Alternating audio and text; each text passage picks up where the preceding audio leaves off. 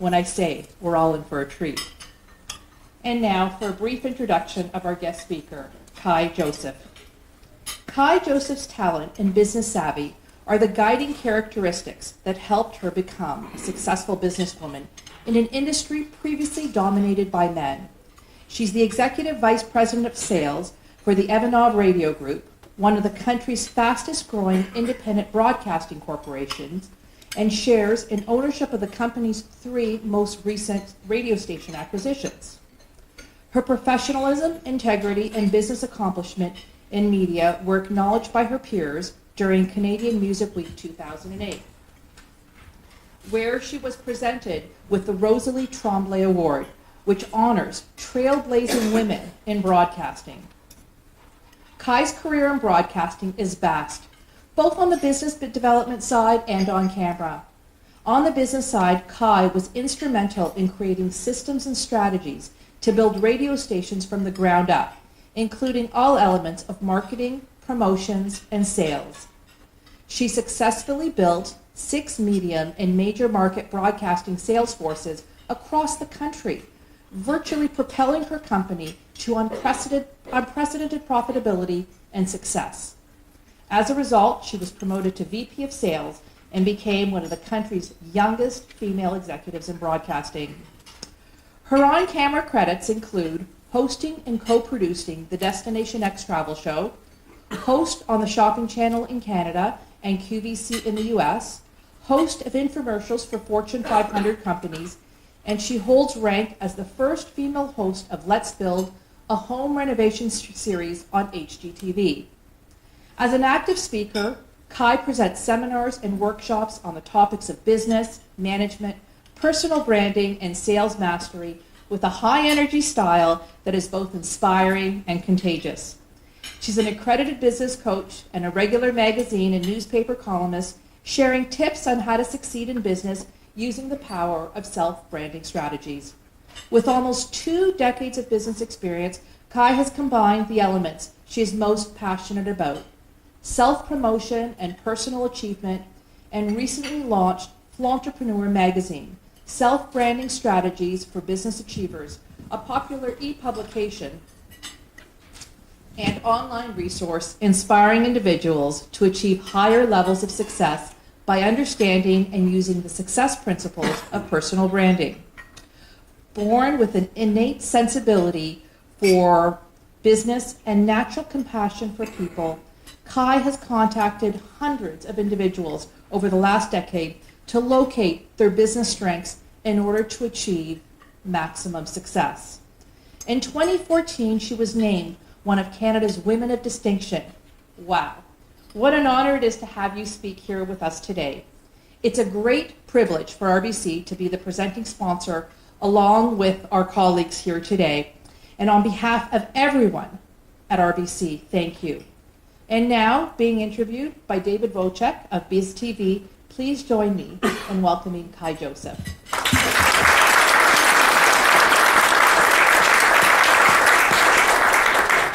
Thanks, Vivi. We have time for one question before we have to wrap it up. That was a book. Did you write that? That's like 20, that's a 20-year dialogue. That's man. Holy mackerel. I'd like to tell you a little story about how Kai and I met. As many of you might remember, I used to do a show on Rogers TV called In Business, which morphed into Biz TV Canada, which is a show that's on the air now. We just went prime time on CBC on the West Coast, Global in Ontario, and we're working on the East Coast now. So nice to know I've got my television colleague up here with me. Kai was my very first guest on my very first live show on Rogers. Now, to give you a little background about the training that's involved at Rogers, they give you great opportunities, 0 training to be on camera. So I had no idea what to expect other than going into the studio and watching a couple of other hosts do the shows. But then they stick you in front of a camera. You've got an earpiece. So you've got the technical producer speaking to you in one ear, you've got a floor director talking. Kai, you know what I'm talking about here. A floor director that's giving you all kinds of direction. People are moving all over the place, and you still have to pay attention to your guest and look reasonably intelligent, which I find hard to do on the best of days. So Kai knew this, and the other thing that I wasn't prepared for was I didn't realize how many discussion points an interviewer needed to have a really good discussion. So you will find out that Kai is high energy. Right now, it's early in the morning. I don't look like I'm high energy So right now, do I? when you hear her now, this is the low energy Kai. At 1 o'clock in the afternoon, you have to peel her off the ceiling. That's incredible, the amount of energy this young lady has. So we went through the first 2 segments of the show. And we got to the 3rd segment of the show, and I looked down at my paper, and I had nothing to talk about. I looked at Kai, said, Kai, I don't know what we're going to talk about. The red light goes on, the camera comes back on, and I looked there, I said, Kai, so what's new? 10 minutes straight. I never had to open my mouth for the rest of the show. And I have always been deeply grateful for that. For making me look so great. You were a pro from day one. Oh yeah, from day one. Never let him see you sweat. So Kai and I have become very good friends. That's hard to believe. 7.5 years ago that we did that first show, and then we also went on to do an expose on Kai and Entrepreneur magazine at the time, which we're going to talk about. But first of all, Kai, let's get to know who you are. And by the way, I tasted this, and once again, they have put water in here instead of vodka, so I apologize for that right to begin with. But let's go back. By the way, Kai is bilingual. You'll never notice it from her lack of French accent. But take us back to childhood, because you were raised in a family with a true entrepreneur, your father. Yeah, my dad is a born salesperson, and he used to take me on sales calls, which is amazing. Actually, no one's ever asked me that question. So funny. But I'm thinking back. I do what I can with the You're limited God-given amazing. talent I have. Yeah, I mean, he's got a lot of integrity, and people love my dad. To this day, women come up to me and say, "I love your dad." Like, he is just so smooth. I learned a lot from him. I did. I mean, you know, he's. I think the number one characteristic is just people skills and integrity and honesty.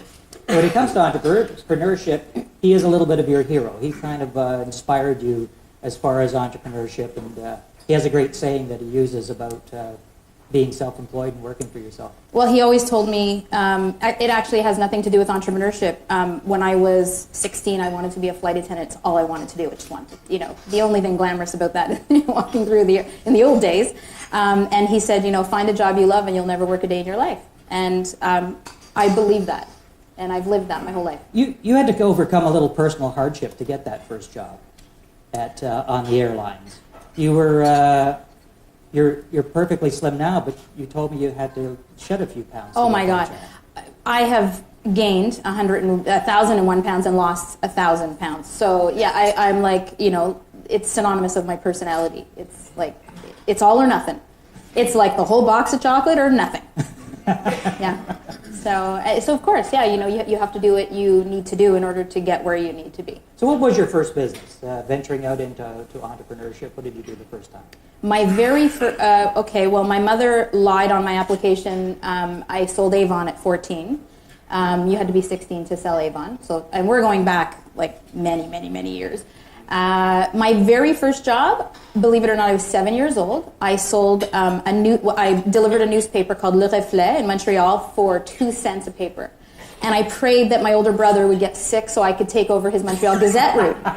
And he did. The biggest snowstorm day of the year, he says, I don't feel well, I want to do my route. I remember literally, like 7 years old, walking through snow like this. Crazy. Papers. So that was my very first paid job, Le Reflet, 7 years old. You have a kind of an interesting story about how you even got the job at Evanov Radio, which verged on stalking the president of the company. So when you this is how determination gets you to the top. Finally, tell us a story about the restraining order that Bob had. put out on you. Yeah, it's so funny. He doesn't see it that way now, but I remember. Well, I can tell you that I moved to Toronto, I worked for the airlines, and I went to school for journalism, and I got a job writing, my first paid writing job, writing for the most cheesy TV show. It was called RV Vacation Adventures, so the demographic was 80 to death. And it aired Sunday morning at 5 a.m., but it was my first writing gig, so I packed up my car and I said, bye, Mom and Dad, I'm going to Toronto. And I ended up buying my first home, a shack. It had UFI in it, urea formaldehyde foam insulation. It had UFI in it, but it was across the street from the owner, the CEO of this radio station, and he had this beautiful mansion on the water. I used to see his logoed vehicles, and I thought, geez, you know, I work 3 days a week as a flight attendant, so I should write commercials for this guy. And I knocked on his door. I kid you not, I knocked on his door for 10 months straight, probably every week, and no one ever answered the door. Ever. I left resumes. I had this TV demo tape. I left resumes in his windshield, and it took him finally, one day I came back from a layover, and I had this message. Hi, Kai, it's Bill Evanov. Call me when you get in. I had his personal cell number, so I called him, and he invited me over, and he told me about his home renovations for 2 hours. And then he said, why don't you come to the radio station tomorrow around 10 o'clock and see me? And he was nowhere to be found. So I walked around and I made some friends, and I was lucky enough to work for him as an unpaid intern for a couple months, and finally I wrote him a letter and said, thank you so much, but I have to make money. So he brought me in, and I had done various things. I thought I wanted to be on air, and I did want to be on air. And I thought I could do a travel piece on this dance music radio station, which kind of doesn't really work. And he said, Kai, you suck on air, and you can't really write that well, so I think you should go into sales. And I thought, really? And That would look good in a job description. Honest to God. I remember like it was yesterday, and I thought, you have got to be kidding. But of course I kept my composure, and I was like, thank you for the opportunity, thanks for the opportunity. And I remember walking out going, what the? I remember saying that, breathing those words. And within 6 months I was the #1 rep, and I loved it. And who would have ever thought that I would, you don't grow up saying, I want to be a salesperson, right? No one does that. So it was amazing to me. But sales is not sales, it's communication, it's people. Strip everything away, the only thing that matters in life is people. So keep going. So now you're #1 salesperson, star of the broadcasting unit, but you don't stop there. You end up at the very top. But I love the story about when it was time for a raise, and you went in to see Bill, and he said, I guess you want a raise, and you said, no, here's what I want. Okay. Well, so we've got a sales team, and we're a young new radio station, and people don't know who we are, and we say we're Hot 103.5 radio station in Toronto, and they say, wow. And we had a manager who went to the gym every day for 2 hours, and I didn't have 2 minutes to pee. So I got really frustrated, and I said, this is crazy. He's never anywhere around. I've got orders that I want to book, and it was very frustrating. And I knew that our CEO was frustrated as well. So I went in to see him, and I said, I think I should take over because I can do a better job. And he said, you're right, you can. And a couple months later, he called me in, and he said, okay, so it's yours. And I said, really? And he said, yeah. And he said, so let's talk, remuneration. And he said, you're not going to make less than you're making now. So that's good. Okay. And literally that was it. And he said, okay, but there's going to be a big bonus. And I said, you know what? I don't want a bonus. And he looked at me, probably thinking, I don't think I should make this person my sales manager. And I said, what I want you to do when I achieve budget, and he wanted me to double the budget. So, for any business person out there, if you bring someone in, you want them to double your budget, that's a pretty hefty, but I said, no problem, I will double the budget. I want you to take out an ad in the Toronto Star to say that I propelled this company to success. And he said, no problem, probably thinking in his mind, I'll do trade, I'll do contra, and I'll get the ad for free. But he didn't get the contra, and a year later, I said, where's that ad? And he said, you know what, you're right. And I think that's the first time I've ever seen him pay for an ad in a newspaper, because as media, we do a lot of cross-promotion. So he actually paid for that ad. And of course I plaqued it, 1, because it was a huge accomplishment for me, and 2, because he paid for that ad. And you got some job offers out of that I did. as well. I did. The phone was ringing off the hook. People wanted you to come and work for them as well. You know what? I mean, in broadcasting, it's a big, but it's a small industry. So a lot of people, you know, you get to know a lot of people, and people know what you do and who works hard. And Exactly. so, As beautiful as this fireplace is behind me, I'm getting sunburned in a spot that you can't see. it is hot. Could I ask one of you to come and turn this thing off? Thank you so much. He's wearing a turtleneck in black. There you go. SPF 65 to show. Thank you so much. That's great. So now you're leading sales, you're doing great at sales, but that is still a far cry from becoming partner in the radio station. So how do you, what mischievous thing did you do to get them to give you a partnership in the radio stations? You know, when I look back, it's so interesting. I mean, there were so many things that happened within that period. I did Let's Build on HGTV, so I hosted this show. They allowed me to, you know, do it like 1 hour, 3 times a week, and I would just go to a destination. It was all ad lib, so I did that. Anyway, he kept saying to me, you know, how can I get you to like stop all these extracurricular activities? And I said, you know, make me a partner. And it was a joke. It was kind of like an ongoing joke. But we had started, so I mean, you know the media landscape. Or if you don't know the media landscape, really there are really only a couple of really big players. And then you've got us who, I've always considered us the underdog, you know, fighting our way to the top and fighting on the streets to get every dollar. And, you know, I'd rather chew glass than let a deal go, you know, go to another broadcaster. And so we started applying for radio licenses. And we applied for a couple, and applying for a radio license is very expensive. It's kind of like buying a $200,000 lottery ticket. You've got every other broadcaster up there. It's a crapshoot. You go in front of a CRTC panel. It's like being, you know, on the witness stand, and they fire questions at you. And so there's a lot of preparation, a lot of resources that go into applying for a license. We didn't get it. So I went into his office one night. We were often the only 2 people in the office at night. And I said, you know, I think I know a way you can get a license. And he said, how? And I said, add me to the ownership. And he said, how do you figure? And I said, well, one of the criteria for the CRTC is diversity. So diversity in ownership, diversity, you know, adding female ownership, which is not common in broadcasting, in radio broadcasting in any case.